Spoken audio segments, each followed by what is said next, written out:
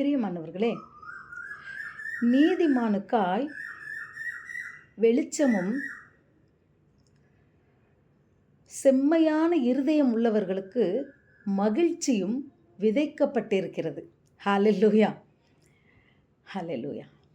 நீதிமான் நீதிமான் யார்? ஆண்டவர் சொல்கிறாரு, மனம் திரும்ப அவசியமில்லாத 99 நீதிமான்களை காட்டிலும் மனம் திரும்ப அவசியமுள்ள ஒரு பாவிய நிமித்தம் நான் வந்திருக்கேன் அப்படின்னு சொல்கிறார்.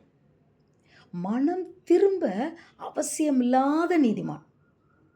இந்த நீதிமான்கள் என்ன செய்வாங்க, எங்கே இருக்க போகிறாங்களாம்? தேவனுடைய வருகையின் போது, ஆண்டவர் அவருடைய வருகையின் போது இந்த நீதிமான்கள் தேவனுடைய ராஜ்யத்தில் சூரியனை போல பிரகாசிப்பாங்களாம். ஹல்லேலூயா. நீதிமான். இந்த நீதிமான் யார் அப்படின்னு சொன்னால், அதாவது யாருமே உண்மையாக பரிசுத்தமாக இருக்க முடியாது இல்லையா? ஆனாலும் ஆண்டவருடைய பரிசுத்த இரத்தத்தினால கழுவப்பட்ட நீதிமான் என்று வேதத்தில் போட்டிருக்கு. மனம் திரும்பி இருக்கணும். பிரியமானவர்களே,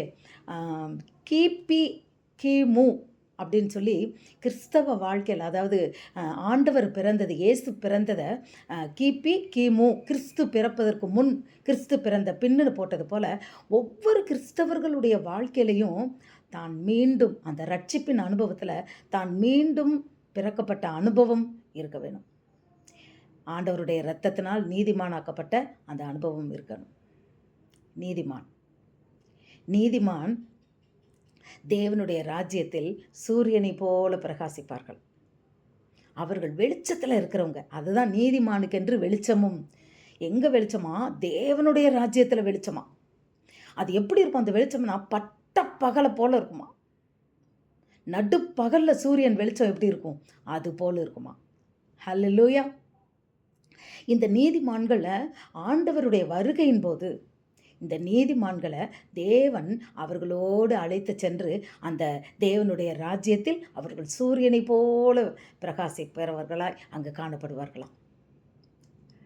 செம்மையுள்ள இருதயம் அப்படின்னா என்ன?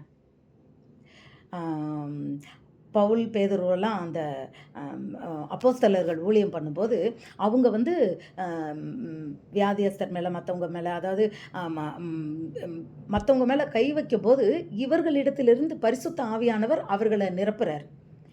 அதை பார்த்து கொண்டே இருந்த ஒரு மாய வித்தைக்காரன், அவன் சீமோன் அவன் பேர்.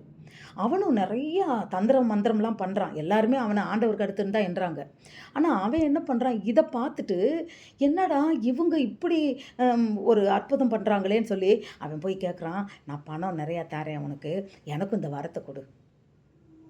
அப்போ அவர் சொல்கிறார், பரிசுத்த ஆவியினுடைய வரத்தை பணத்துக்கு வேணும்னு கேட்குறியே, தேவனுக்கு விரோதமாய் நீ கேட்குற காரியம் எப்படி இருக்குது?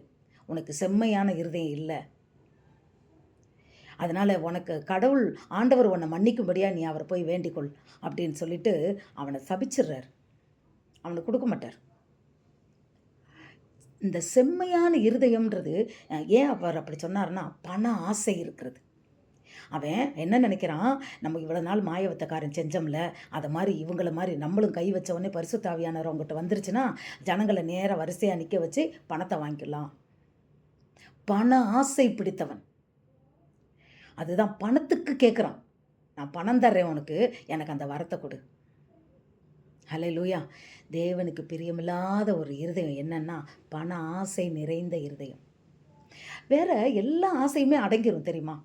இப்போ சாப்பிட்றதுக்கு ரொம்ப விருப்பப்பட்டவங்க கூட, பேராசை உள்ளவங்க கூட, நீங்கள் முன்னால் வகை வகையாக அவங்க போதும்னு ஒரு காலத்தில் சொல்லிடுவாங்க, அதுக்கு மேலே வேண்டான்ருவாங்க. அது மாதிரி ட்ரெஸ்ஸாக எடுக்கிறவங்க கூட போதும் நிறுத்துங்கன்றுவாங்க. ஆனால் இந்த பணத்தை சேர்த்து வைக்கிறாங்க பார்த்தீங்களா, பாதாளத்துக்குள்ளே போட்டது மாதிரி தான்.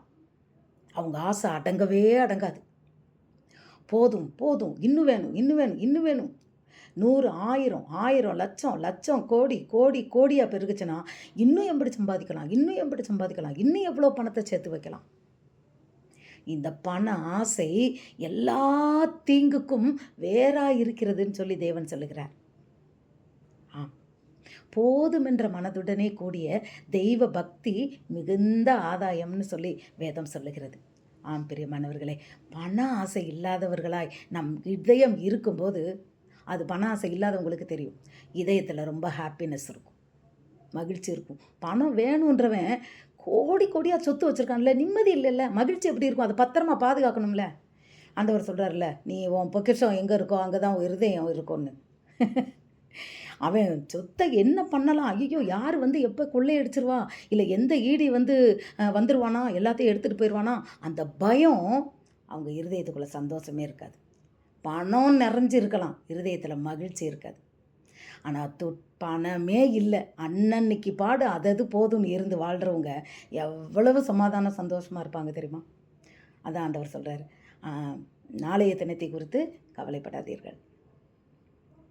பண ஆசை இல்லாமல் இருக்கிறது செம்மையான இருதயம். இவர்களுக்காக மகிழ்ச்சி விதைக்கப்பட்டிருக்கிறது. அப்படின்னா என்ன அர்த்தம்? ஒரு விதையை விதைச்சா 100 மடங்கு அது ஆசீர்வாதம் கொடுக்கறது போல சந்தோஷம் பெருகிக்கிட்டே இருக்குமா. அல்லேலூயா! மகிழ்ச்சி பொங்கி பொங்கி பொங்கி அவங்க இருதயத்தில் வந்துக்கிட்டே இருக்கும். ஆம் பிரியமானவர்களே, இன்றைக்கும் நாம் அந்த பண ஆசையை நம்மளை விட்டு எடுத்து போட்டு செம்மையான இருதயம் உள்ளவர்களாக இருந்து நம் தேவனை நீதிமான்களாய் நாம் வாழ்ந்து தேவனுடைய ராஜ்யத்தில் நீதியின் சூரியன் முன்பு நாமும் சூரியனைப் போல் வெளிச்சமுள்ளவர்களாய் பிரகாசிப்போமா? அவர் நீதியின் சூரியன். அவர் முன்னத்தில் நீதிமான் நிற்கும்போது அவனு வெளிச்சமுள்ளவனாய் மாறுகிறான். நம் வாஞ்சை இதாக இருக்கட்டும். வார்த்தை வாழ்க்கையாய் மாறட்டும். God bless you.